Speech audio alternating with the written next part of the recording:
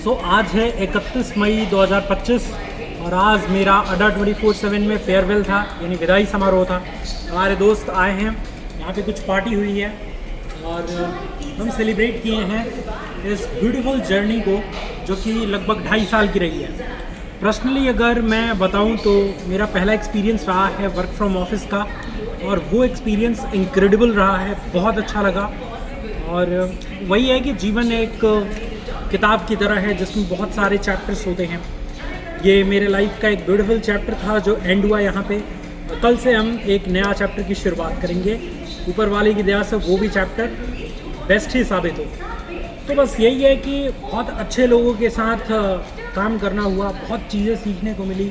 But वही है कि एक टाइम पे आके टर्निंग पॉइंट होता है जहाँ से आपका लाइफ दूसरे डायरेक्शन की तरफ चला जाता है। क्योंकि मैं हमेशा बिलीव करता हूँ कि जो डेस्टिनेशन होता है, मंजिल जो होती है, उसके रास्ते सीधे नहीं होते। हमेशा बहुत सारे टर्निंग पॉइंट्स आते हैं लाइफ में, और वो टर्निंग पॉइंट्स आपको बहुत चीज़ें सिखाते हैं। अगर रास्ते सीधे हों, आसान हो, तो आप कुछ सीख नहीं पाएंगे। और मंजिल तक पहुंच जाना बहुत बड़ी बात नहीं है। मंजिल तक पहुंचने में जो आपको कठिनाइयां का सामना करना पड़ता है, बहुत सारे लोगों से मिलना होता है, वो चीज़ें आपको बहुत सारी चीज़ें सिखाती हैं। और वो सीखी हुई चीज़ें आपको लाइफ में और आगे बढ़ने के लिए, आपकी पर्सनालिटी को इन्हेंस करने के लिए बहुत ज़रूरी होती है।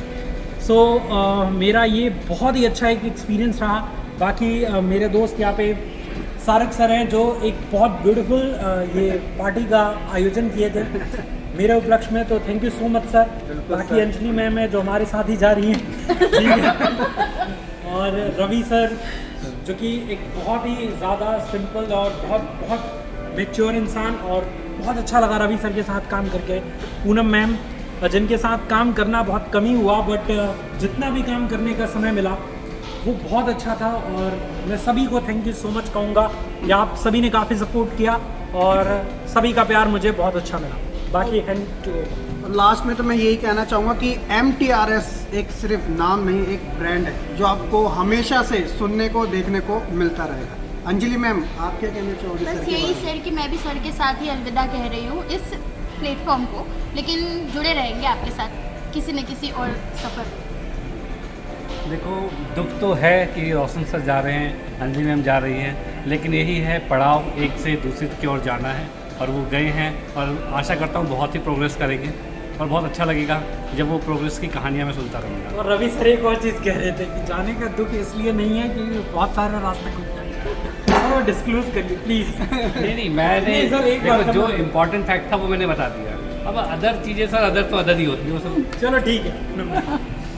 लाइफ में बहुत सारे लोग आते हैं, लेकिन कुछ लोग ऐसे आते हैं जो कि लाइफ में बहुत ही ग्रोथ अच्छा लगता है कि साथ में एक साथ बढ़ते हैं हम। सर के साथ, मैम के साथ बहुत अच्छा लगा। तो ऐसे ही, पर मैं एक बात कहूँगी कि दुख नहीं है मुझे इस बात का कि ये लोग जा रहे हैं, क्योंकि ये अपने लाइफ का एक नया चैप्टर ऑन कर रहे हैं। और वो ग्रोथ बहुत ज़रूरी है, क्योंकि हम कहीं पर भी लाइफ में जाते हैं तो कुछ चीज़ों को छोड़ते हुए आगे बढ़ना ही होता है। तो all the best to both of you. Thank you so much. Manish, रुमाल देना।